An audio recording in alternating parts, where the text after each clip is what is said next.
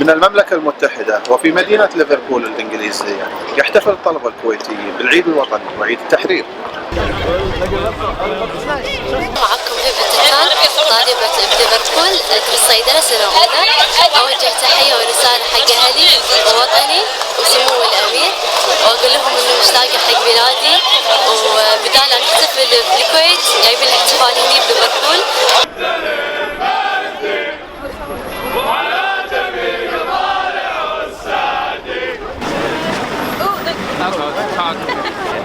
أحب أهني الكويت وصاحب السمو والحكومة بعيد التحرير، وأحب أشكر تلفزيون الكويت على تغطيتهم حق الاحتفالية اللي احنا قدمناها. احتفالية هي صدق قليلة بس إن شاء الله حلوة بحق الكويت، بس علشان نوري بالبريطانيا يعني إن الشعب الكويتي يحتفل حتى لو كانوا بالغربة.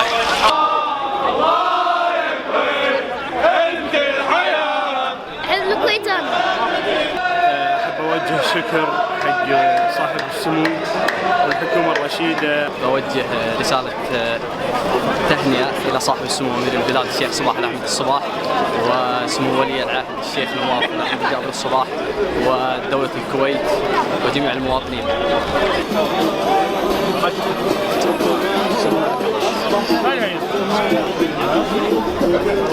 شباب بنات كلنا متجمعين ورافعين اسم ديرتنا بسنتر ليفربول، والاجانب قاعد تشاركنا بالافراح وقاعد نوعيهم على ديرتنا وش اللي صار بالغزو وشنو هو العيد الوطني.